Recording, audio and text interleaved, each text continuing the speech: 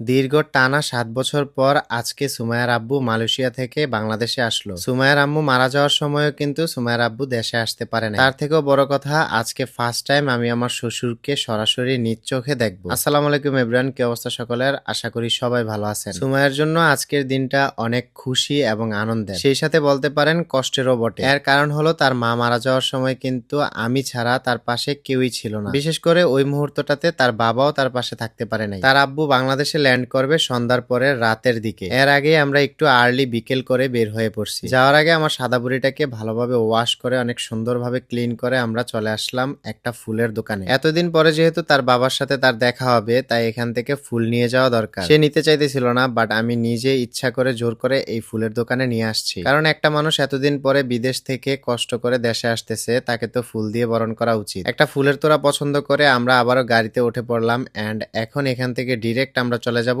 এয়ারপোর্টে। রাত হওয়ার কারণে আজকে দেখতেছি যে রোড পুরোপুরি ফাঁকা, তাই আমরা খুব রিল্যাক্সে তাড়াতাড়ি এয়ারপোর্টে চলে আসছি। গাড়ি পার্কিং করে আমরা অপেক্ষা করতেছিলাম কখন সুমাইয়ার আব্বু আসবে। নরমালি আমাদের সময় কখন চলে যায় আমরা নিজেরাও টের পাই না, বাট এই ফার্স্ট টাইম আমাদের কাছে এক একটা মিনিট এক একটা ঘন্টার মতো মনে হচ্ছিল। এর ফাঁক দিয়ে আমাদেরকে দেখার সাথে সাথে আমাদের কিছু ভালোবাসার মানুষ আমাদের সাথে ছবি তুলতে চলে আসে। আপনাদের এরকম ভালোবাসাগুলো পেলে আমাদের অনেক ভালো লাগে। সাইফানও অনেকক্ষণ ধরে অপেক্ষায় আছে কখন তার নানাভাই আসবে। এতদিন সাইফান ভিডিও কলে তার নানাভাইয়ের সাথে কথা বলছে, আর আজকে সে ফার্স্ট টাইম সরাসরি দেখবে। শুধু যে সাইফান তা কিন্তু নয়, আজকে কিন্তু আমিও প্রথমবারের মতো আমার শ্বশুরকে সামনাসামনি দেখব। তার সাথে আমাদের যোগাযোগ করার কোনো রকম ওয়ে ছিল না, আমরা পার্কিং এ এতক্ষণ বসেছিলাম। পরে আর অপেক্ষা করতে না পেরে আমরা এয়ারপোর্টের ভিতরে চলে আসি। এখানে এসে সুমাইয়া তার বাবাকে চারদিক দিয়ে ভালোভাবে খুঁজে দেখতেছিল যে কোথায় আছে। আমরা চারদিক এদিক সেদিক খুঁজে বেড়াচ্ছিলাম, কিন্তু কোথাও সুমাইয়ার আব্বুকে দেখতে পাচ্ছি না। বাট ফাইনালি যখন আমি তার বাবাকে দেখতে পেলাম, তখন আমি সুমাইয়াকে দেখাই দেই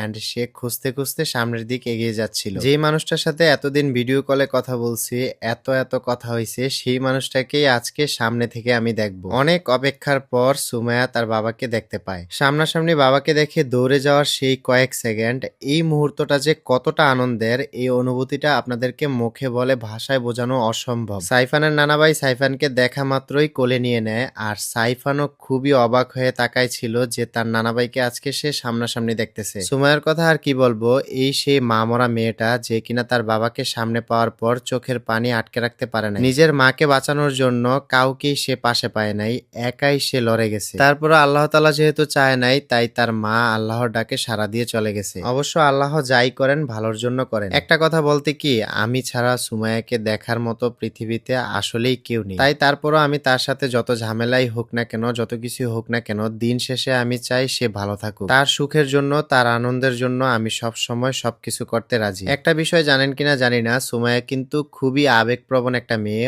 অল্পতেই সে খুশি হয়ে যায়, আবার অল্পতেই সে কান্না করে দেয়। যাই হোক, তারপরও দীর্ঘ 7টা বছর সে তার বাবাকে ছাড়া ছিল এন্ড আজকে তার বাবাকে পাইছি ঠিকই, কিন্তু তার পাশে আজকে তার মা নেই। কেউ না থাকুক, তার পাশে আমি সব সময় আছি। সবাই আমাদের জন্য দোয়া করবেন। আজকের ভিডিওটা এই পর্যন্তই। সবাই ভালো থাকবেন, সুস্থ থাকবেন। আল্লাহ হাফেজ।